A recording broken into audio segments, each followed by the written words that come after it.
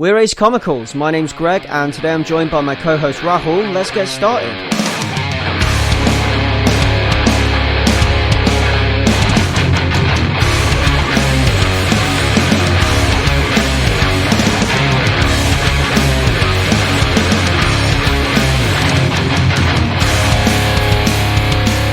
Hi guys, it's episode number 18. Strange happenings and alternate dimensions abound. We have some comics that lie in the space between light and shadow, science and superstition, the realm of things and ideas, cartoon and reality.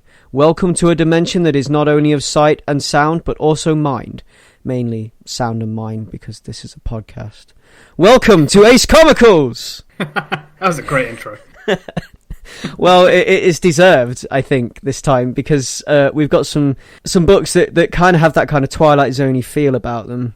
A little, I guess, Twilight Zone / wacky comedic X-Files episode. So, yeah, definitely. Yeah, I think we need to signpost this sci-fi stuff that we're getting into today.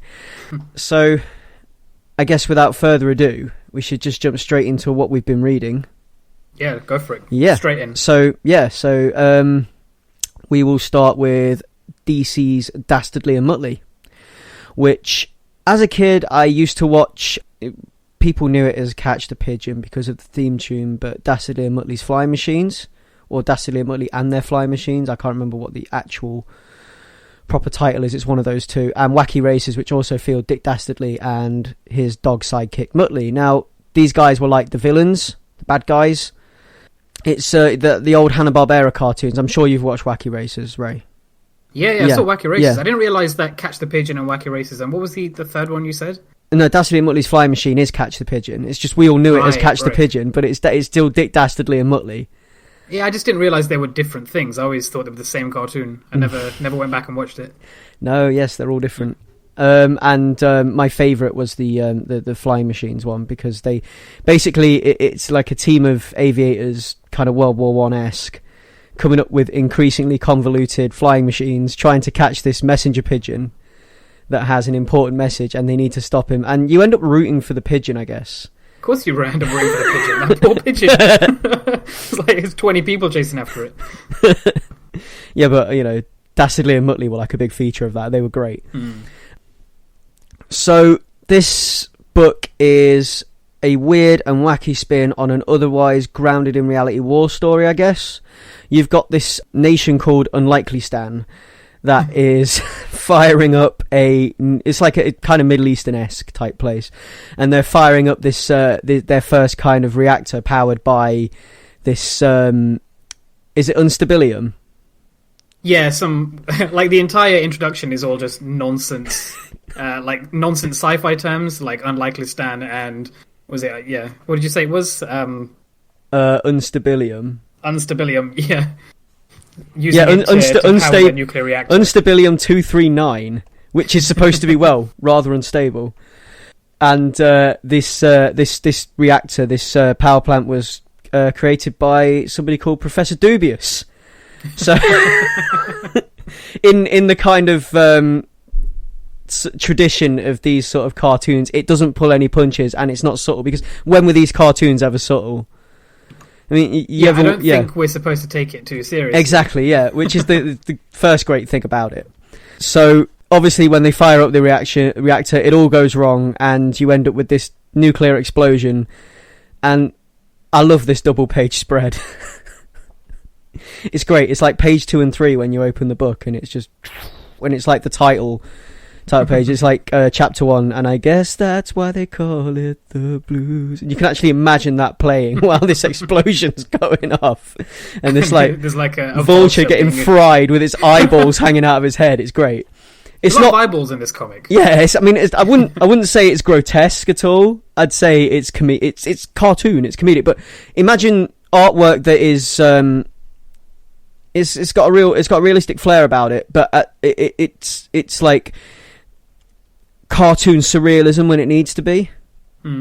So, and it's definitely not. I don't think it's child-friendly cartoony, because like it's not grotesque, like it's not that gory. Yeah, but it's still kind of nightmarish. Yeah, it's nightmarish, but it's nightmarish in a cartoony way, and it's strange. I guess it is the embodiment of the word strange. Yeah, and it straddles that line between adult and childish really well. Yeah, I think. yeah, and it's the art helps set up the tone because it has this cartoon edge, and it's these weird happenings in an otherwise pretty stable, grounded, military story that we're given here of two pilots that have been tasked with finding out what's going on over Unlikely Stand, basically.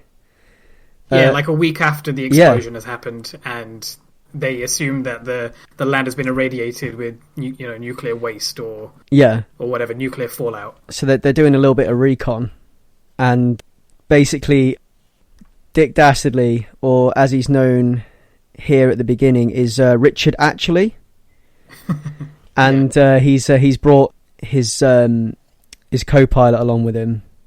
What's the co-pilot's full name? Captain D. Muller. That's it, Captain D. Muller, or Mutt.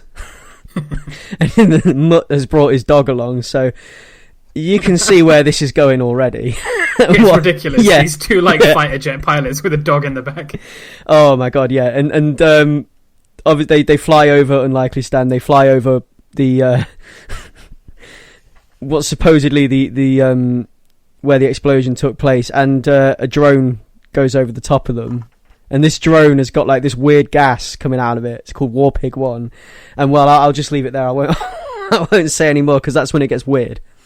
But that's when it gets this kind of off-kilter sort of Twilight Zone kind of direction about it. And I like it, where it's reality, but it's also sort of slight things are happening that are slightly left of reality, slightly liberal with the laws of physics and whatnot, and it's just great. I love it. Slightly. And it's got because it's got the whole kind of the way the military stuff's done, because obviously it's Garth Ennis, and Garth Ennis is good at that. So the way the military humour's done and everything else, and the way that the military personnel interact and things like that throughout the story is done really well, and it is quite nice, and it gives me this kind of I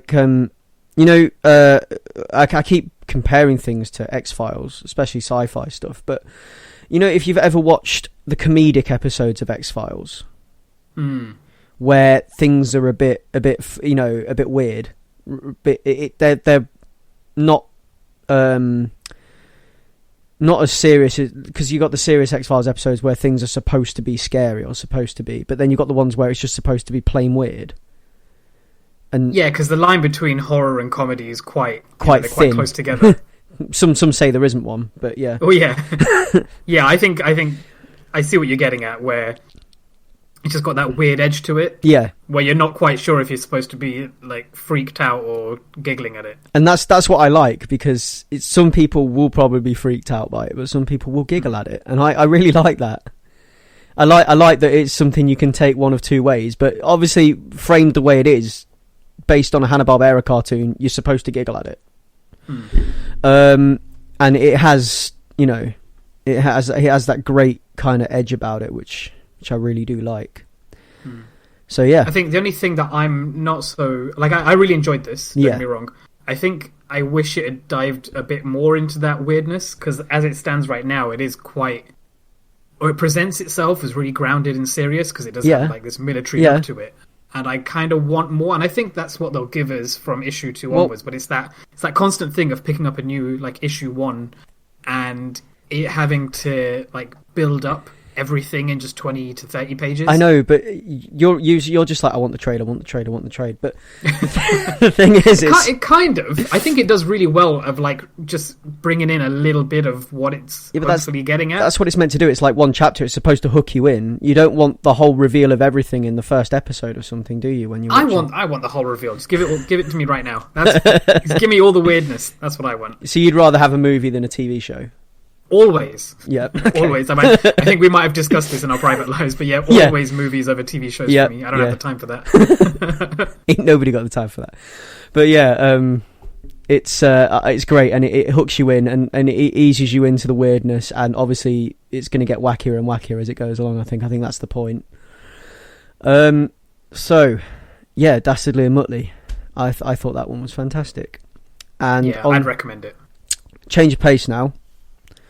Because the second book that I wanted to mention was Scales and Scoundrels, which is it's a fantasy adventure. It's all ages fantasy adventure, I guess.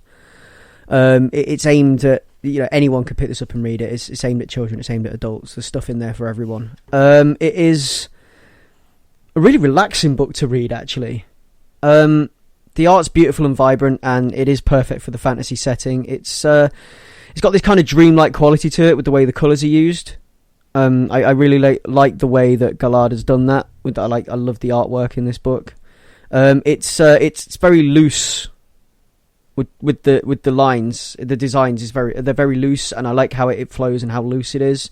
It's like the right amount of detail for this kind of story, because it's a fantasy setting. You don't want to be told exactly what it looks like all the time. I guess you like some of it to be left to your imagination, and you like things to be vibrant and to be, what's the word for it? Because I don't want to use the word ethereal, because it's not that. It's kind of hyper real. Yeah, I've not read this myself, but I'm flicking through because I picked it up. It's got like a vibrant, cartoony, hyper-real thing. That's it, yeah, and the cartoonish character designs work perfectly for the setting and for the story. And it's great because it's Dungeons and Dragons without the constant stopping for rules debates. Okay. So, that was because obviously, I play Dungeons and Dragons in my spare time. We have a really good group, actually. They're a really great bunch of guys. We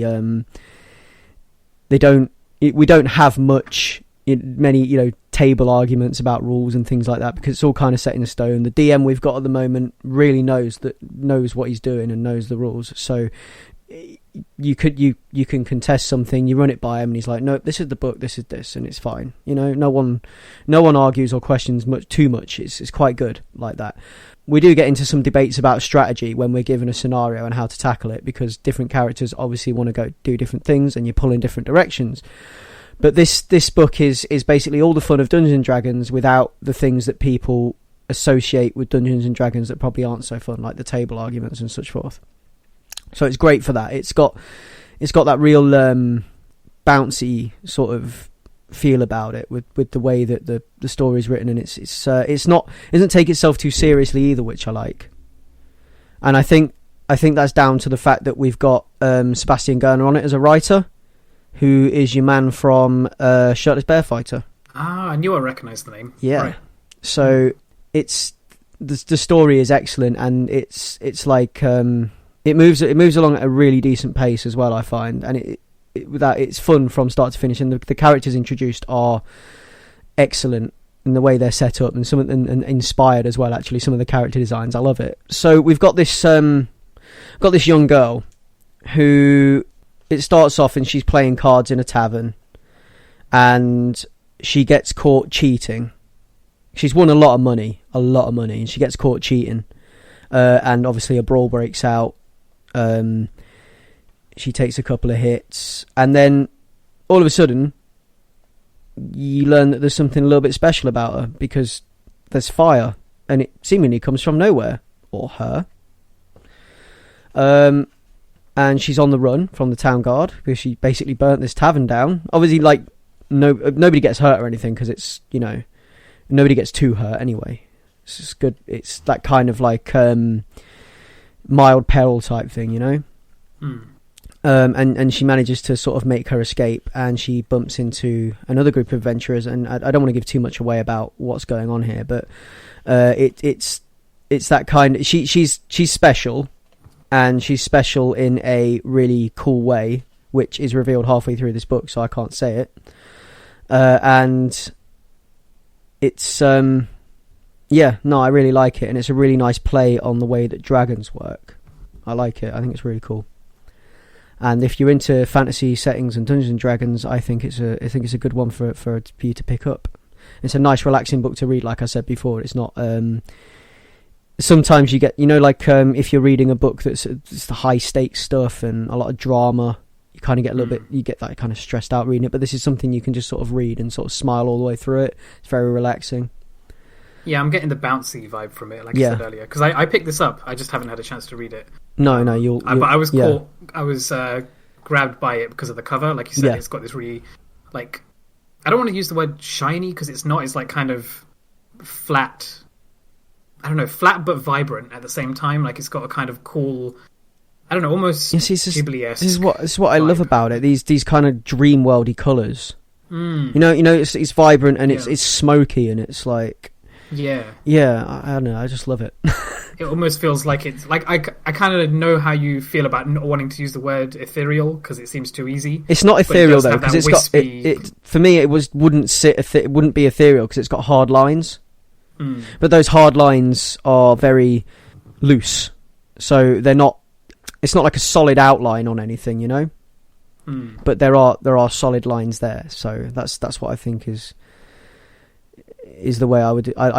It's somewhere between. It's cartoon. It's not too abstract, but it's just abstract enough to sort of get it into that kind of dreamlike state, if you understand what I'm trying to get at. Yeah. But like as with anything, describing art over voice is difficult. Exactly. So, yeah. I'm sold on this already. I'm loving the look of it. So I think I'll give this a read tonight. Indeed, yes. Yeah. So that's Sebastian Gerner, and we've got an artist called Galard. I think it's a French name. But yeah, it is a fantastic little book, and if you like your Dungeons and Dragons, that's one for you to pick up.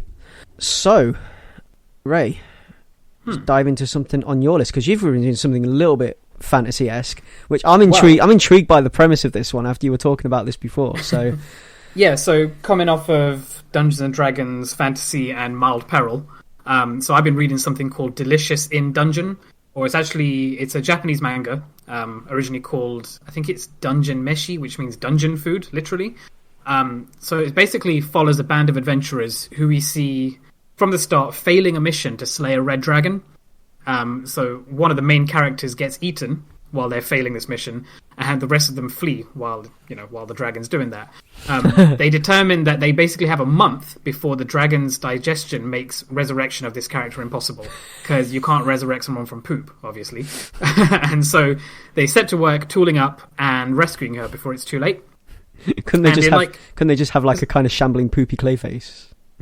I mean, there's in typical like anime style, it does have those flashes of fantasy, and it's basically this guy and it's his sister that's been eaten, so he has like higher stakes in getting her back, but it's all kind of cartoony and manga-y. So in this manga style, it basically it's picking a really specific concept from this fantasy setting. So in this case, cooking in a fantasy setting, and then extrapolates it as far as it can go. So in this instance. So food is a necessary commodity when adventuring, but it costs money, and it takes energy to stock up on and carry through the dungeon with you and all that kind of stuff. And they've just been defeated, and they can't afford food if they want to also have sufficiently powerful weapons to take on the red dragon. So what they do is they overcome this by facing the stigma of actually eating the monsters that they fight in the dungeons. So there's stuff like walking mushrooms or chicken/snake chimeras or haunted armor and that kind of stuff. So what happens is it turns out the main character, Laios, I think it's Ryosu in Japanese. Anyway, it turns out he's always secretly wanted to study and eat monsters, but he doesn't really have the experience to do so. Like, he's just had this fantasy of doing it as an adventurer all these years. So his team join up with a dwarf that they, encounter in the dungeon, who has the necessary skill set to hunt and cook these monsters, and coincidentally has always had the dream of cooking the red dragon that they need to go and defeat. So there's this ongoing theme of like trusting your earned and practical skills over book learning, because they go around killing all these monsters and then trying to figure out how to cook them and turn them into a nutritious meal. And there's also a theme of like questioning what's normal in the realm of cooking. So how somebody, it's true, because if you're not that worldly wise, you might turn your nose up at certain other cultures' foods, and I think it's kind of riffing on that. So the same kind of real food that exists in our world, they've got over there. So like roast chicken and all the usual fantasy setting type foods you would expect. The only real difference between the dungeon food and like our quote-unquote real food is the perception you have of eating these unusual mythical creatures which are hidden in the dungeons. And it's kind of cool because I felt this way about Japanese food when I first came across Japanese food. Everything's there's a lot of fish and there's a lot of raw food and that kind of stuff, which took some getting used to. But it's all about your perception of the things that you're eating.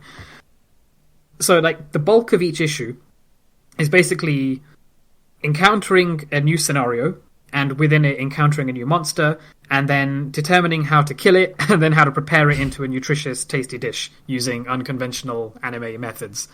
And it's stupidly manga-ish in that sense, where they come up with really convoluted or interesting ways of tackling this one problem.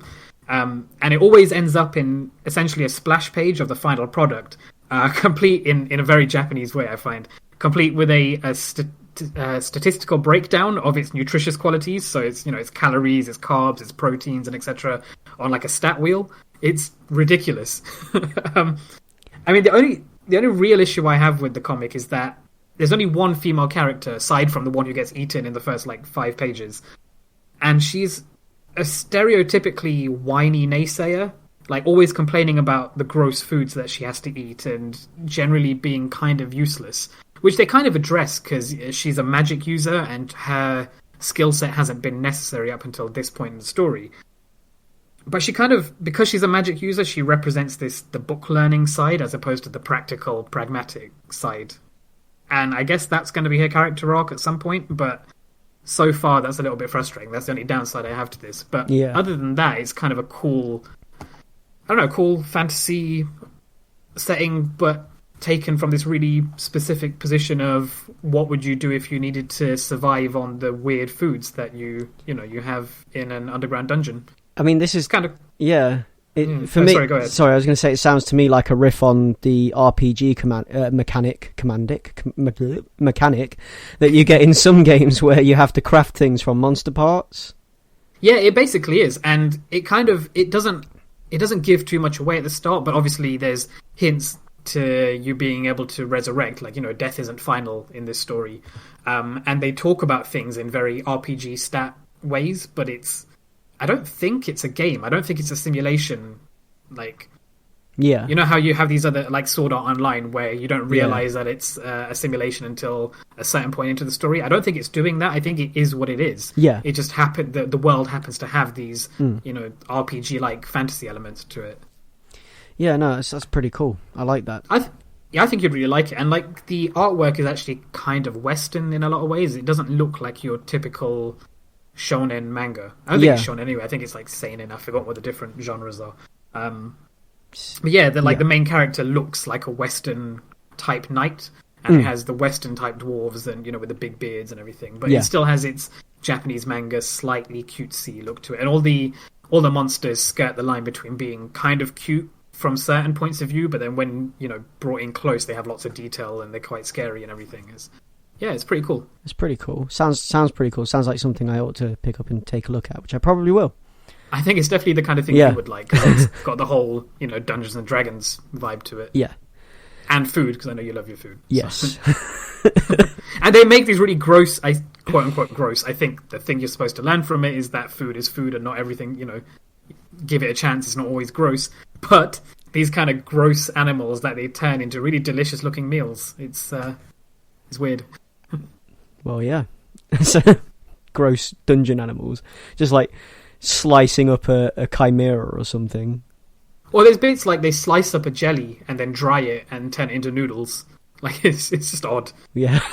I think you have to check it out. I don't want to give too much away because half the fun of this kind of manga is the creative things they do with the weirdness of the story. So I don't want to then you spoil get any of that. Monsters like a lamia that's half snake, half woman. So when does it stop being eating a snake and become cannibalism?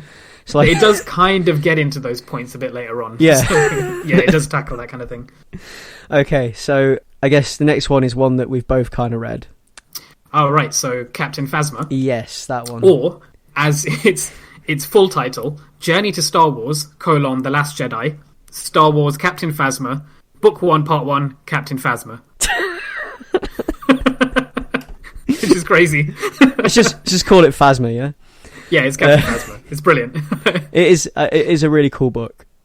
Yeah, let me dive into this. So it takes place during episode 7 of The Force Awakens. Yes. So spoilers for The Force Awakens. If you haven't seen episode 7, turn this off or skip 10 minutes or so. Or just question where you are or where you've been for the past.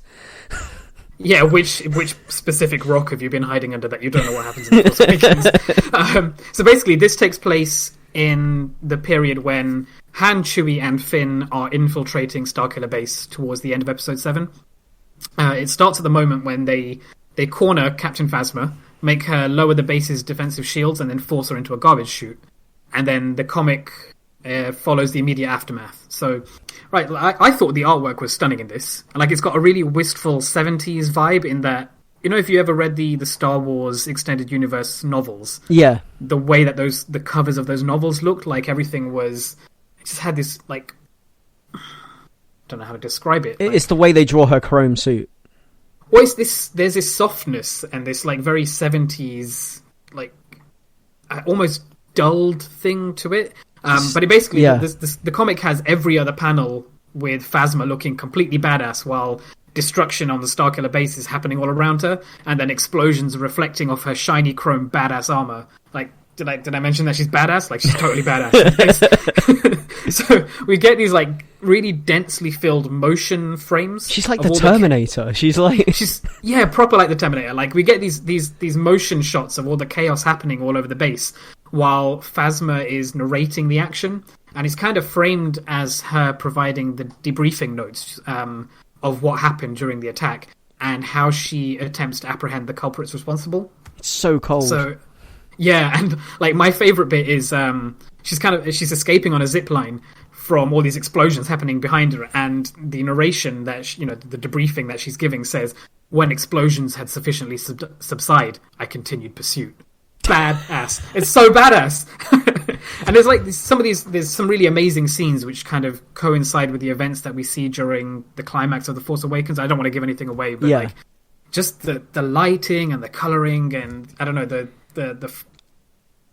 it's got a very filmic vibe to it. It does. You can see the lights diffused by all the smoke and chaos going on around it. It's a movie poster vibe. Every single panel is a movie poster in that very 70s movie poster way. I mean, well, obviously it's got the newness about it of art that has been digitally produced. Because I think this is digital. Looking at it, I think so, yeah. But it's got that kind of the warmth of these like 70s movie, like sci-fi movie posters. You know, where they seem to be able to get, because obviously, like, you know, these like old sort of like chromey, which is what Phasma wears. She wears chrome, which is kind of, and you've got these old they don't really do it anymore, but really shiny chrome mechanoids and things like that in old sci-fi movies. And when they used to paint them on posters, they used to really lean into that shine, and that is what comes across here with the way that Phasma is painted. It just, her whole character design, I mean, obviously it's Star Wars, so it's set in that universe, so it's gonna look that way, but her whole character design screams that kind of 70s pulpy sci-fi. Yeah, like unnaturally shiny. Yeah. Like unrealistically larger than life shiny. Where are the scratches? I mean, come on, she's walking through debris, flipping explosions left, right and centre, phaser fire bouncing off her. Where are the scratches and the scuffs and the burns, man? No, it's like when you get a new mobile phone and you peel off that little layer. She just has loads of those, and just every time the camera isn't looking at her, she peels off another layer, because she can't stand to have those smudges. You know, because she's basically a mirror. You know, when you fire a laser at her, does it bounce off or does it damage the mirror? I'm not a physics person, so I don't know too much how this would work. There is a point where she deflects some laser fire, but she does have to put her hand up to defend herself from it. So I guess maybe there's specific parts, or who knows? Yeah, who knows? It's Star Wars. It's not exactly hard sci-fi.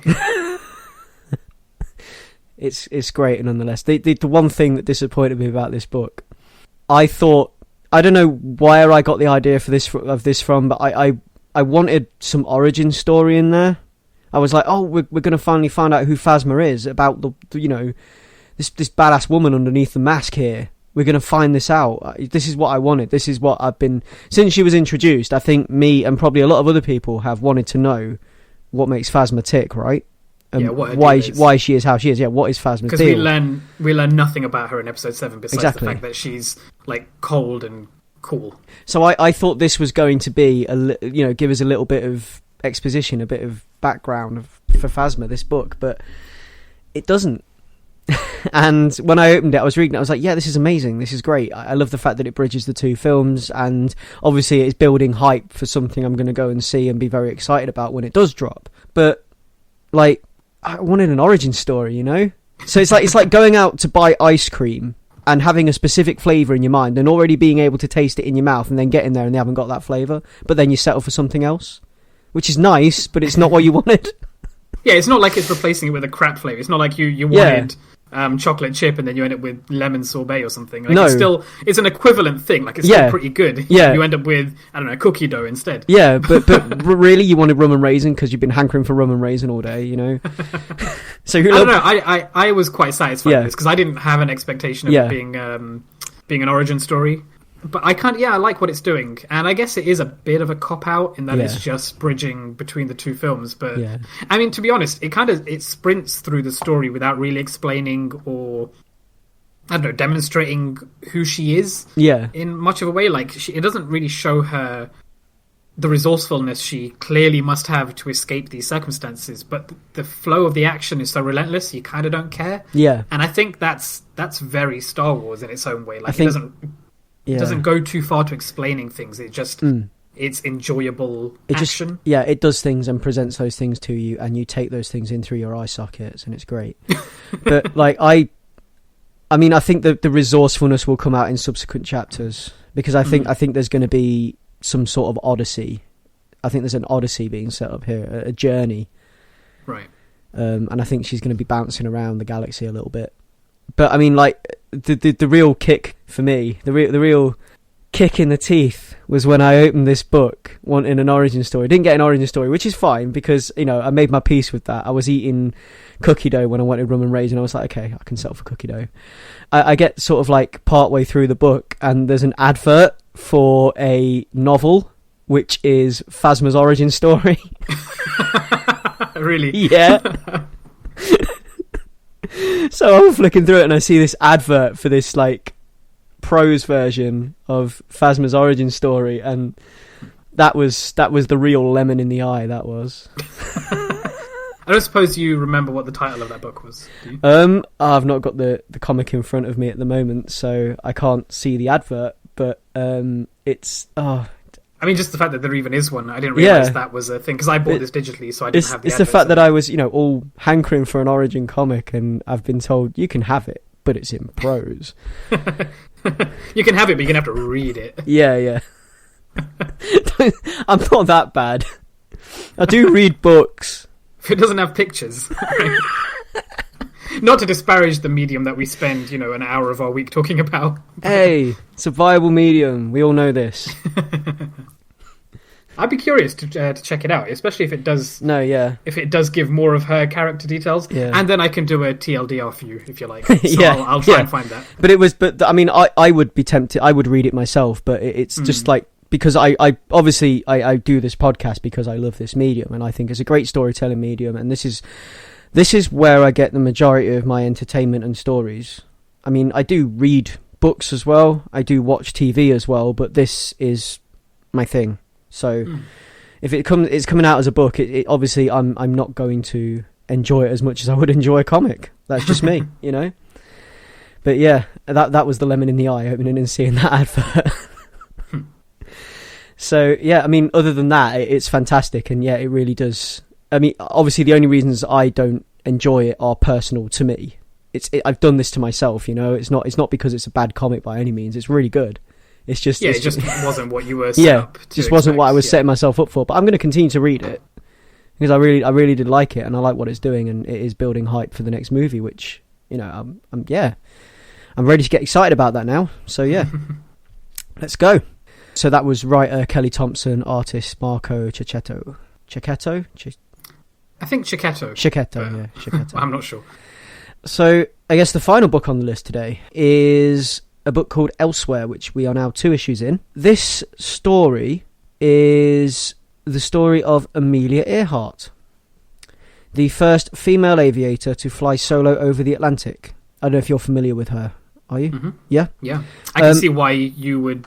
I remember you telling me that I would like this, but you didn't want to reveal why. Yeah, and yeah. Now I didn't know it was about Amelia Earhart. That's actually sounds really cool. Yep. So she attempted to circumnavigate the globe and disappeared over the southwestern Pacific Ocean July 2nd, 1937. And she was never found. And this is again where we dip into our Twilight Zone-y theme, because this comic is what supposedly happened after that. This is the subsequent events. She did disappear through time and space into an alternate dimension, and yeah, so basically she wakes up and finds herself having fallen through this portal. She's lost her navigator, and she's in this strange dimension, and for the first sort of chapter it's sort of like who, what, where, what, you know, and she's kind of she everything's strange and completely different. Nothing is Earth-like whatsoever. The writing is like really pulpy sci-fi writing, so it's got that real kind of air about it, you know, that the kind of like pulpy fun sci-fi air about it, which I really enjoy. And so she's traveling through this world, and she meets up with these 2 sort of I guess I can call them aliens.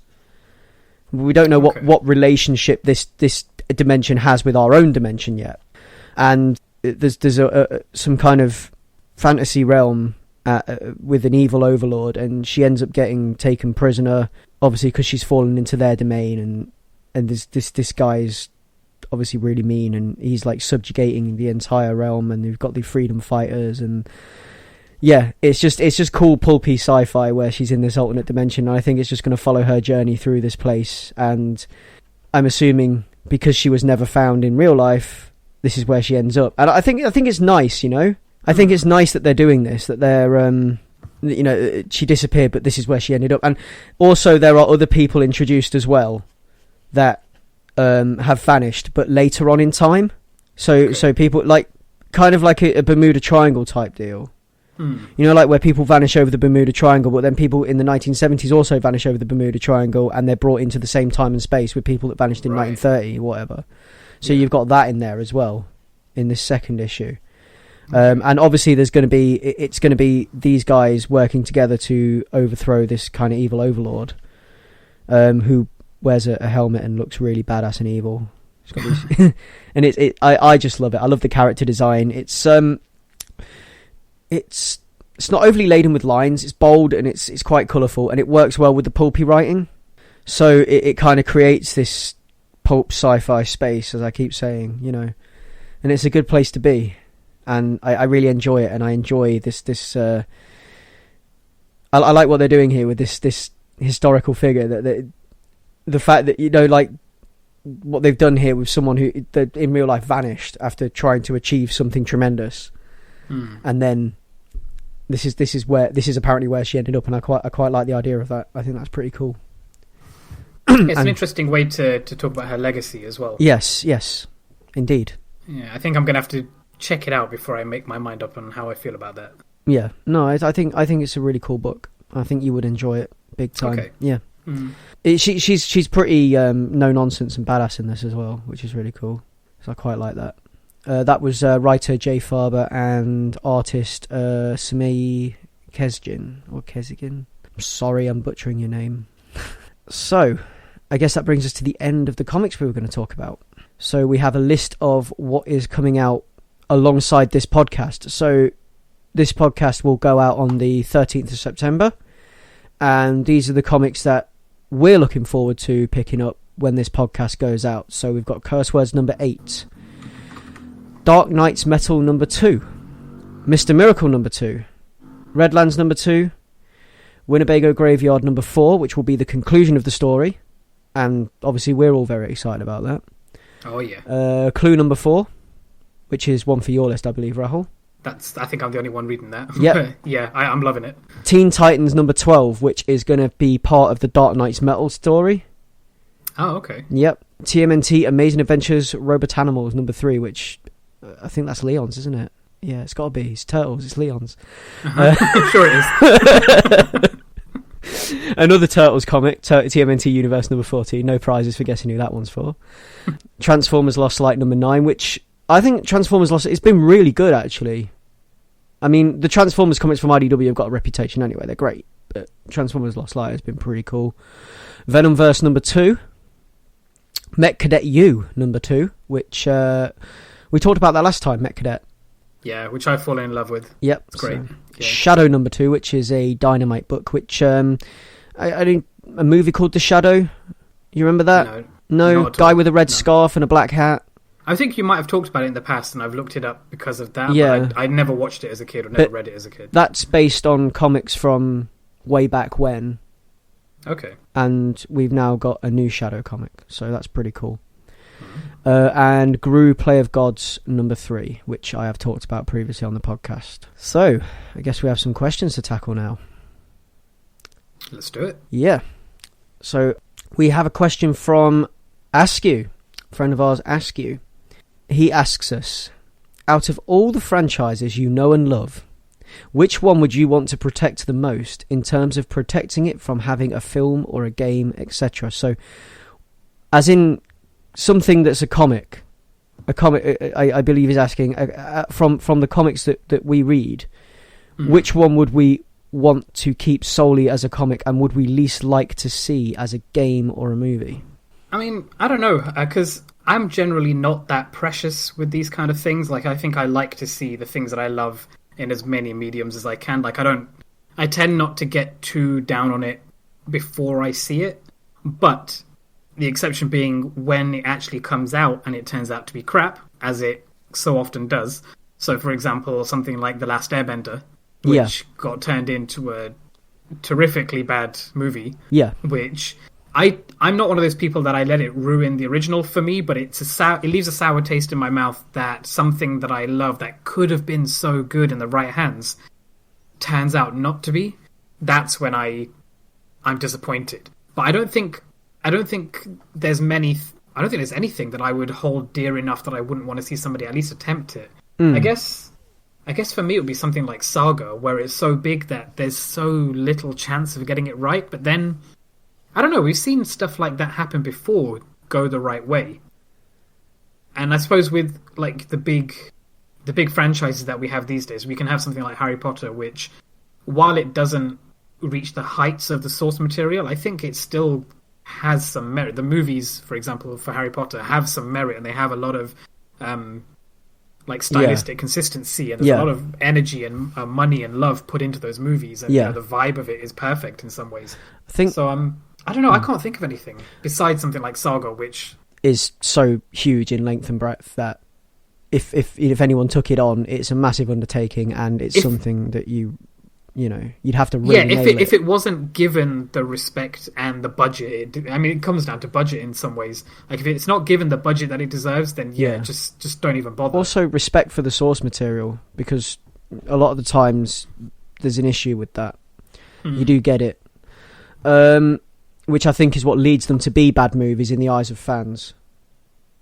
Where something like comparing the Hobbit trilogy to the Lord of the Rings trilogy, where you can tell the difference in love that was put into both of those films, as well as the filmmaking techniques and the slightly cheaper digital techniques used for the Hobbit compared to the Lord of the Rings. It's that kind of thing that I wouldn't want to see. I think I'm with you on the fact that there's nothing specific that I want to protect or would say that I would protect, because I think if you're going to do it right. I think that's my message here. If you're going to do it right. I don't mind what you do, and I've got no problem with somebody picking up a comic book and deciding to turn that into a movie or a TV show. I've got no problem with that. Just if you're going to do it, have respect for the source material and do it right. And not just respect for the source material, but understand the source material. Understand as well. it. Understand what makes it good. Yeah. And the qualities of that will translate well. Don't just try and do panel to panel. Like, don't do and like, I have a soft spot in my heart for something like Watchmen, but don't just do a Watchmen where you take the iconic panels and then turn them into really amazingly accurate and detailed and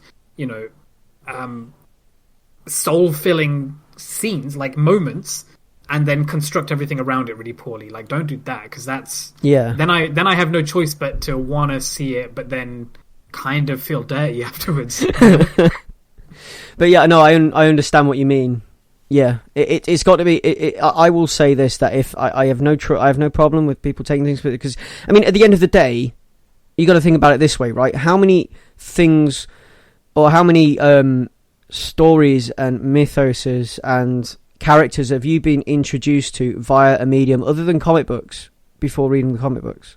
So yeah, hell of a lot. Yeah, exactly. I suspect that a lot of people in this day and age who come to comic books come to it through film and film and TV. My introduction to Marvel and DC as a kid was via cartoons. You know, exactly. Yeah.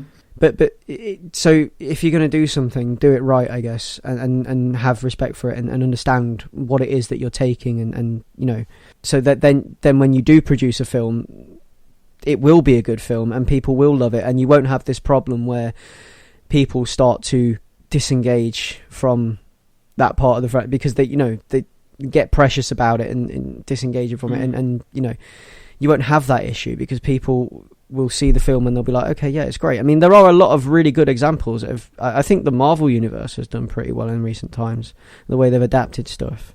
Yeah, I think they do a really good job of capturing the spirit of comics as well. Yeah. Like the bite size, you know, wait every month to get a new issue, or wait every 6 months to get a new film, and like each one feeds into itself. Yeah, and that they captured that like pitch perfectly. Yeah, and if people never took a chance on things because it's too precious, then we wouldn't end up with things like The Dark Knight, or we wouldn't end up with things like Scott Pilgrim. And the message to take away is half the things that that we now know and love today, we wouldn't have known about, or we wouldn't have come to know and love as well without without there being a movie or something like that to introduce us to it.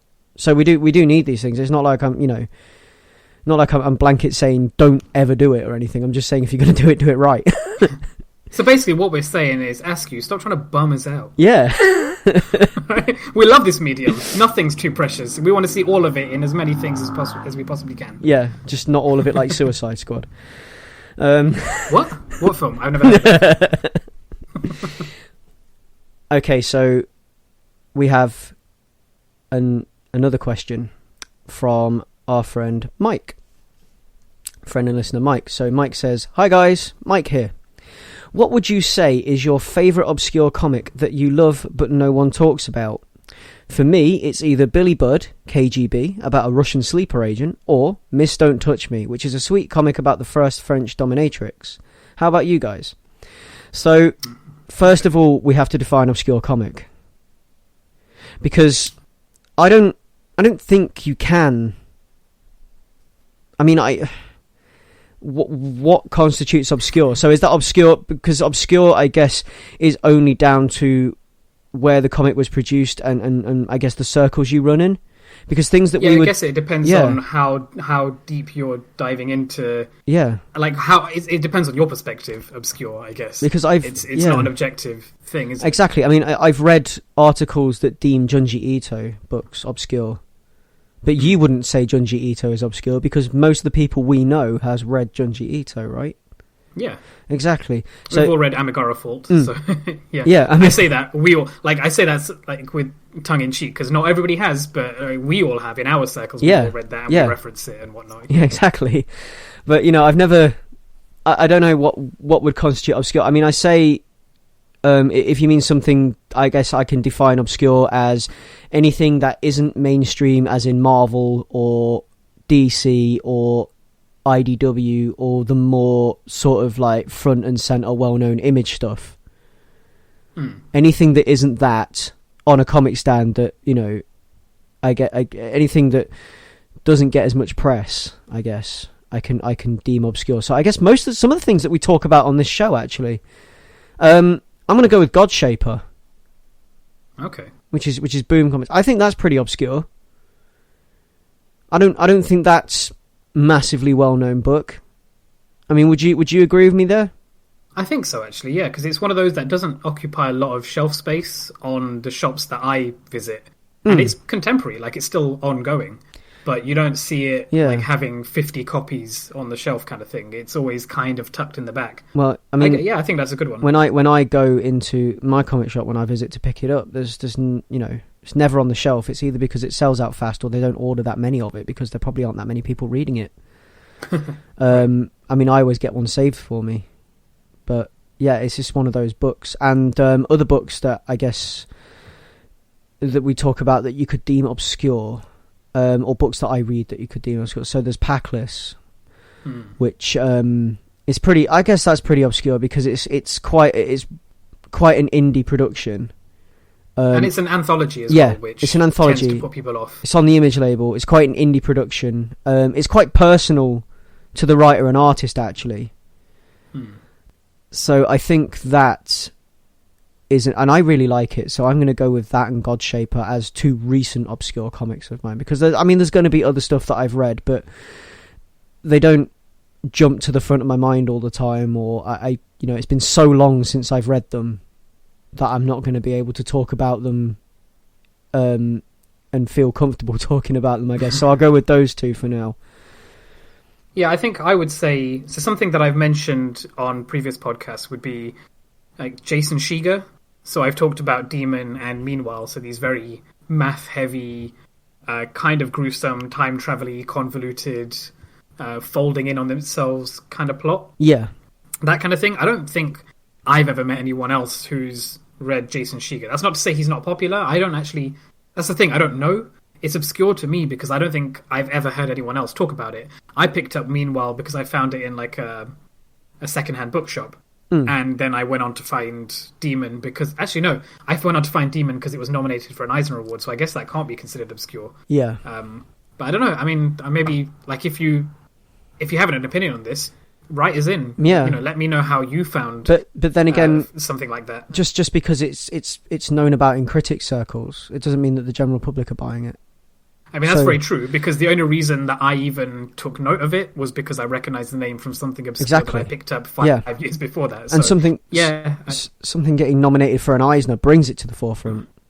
So exactly, yeah. If that and to be fair, it got nominated for an Eisner like a few years after it was originally, created. I think it was nominated for the novels that were finally published years on. Yeah.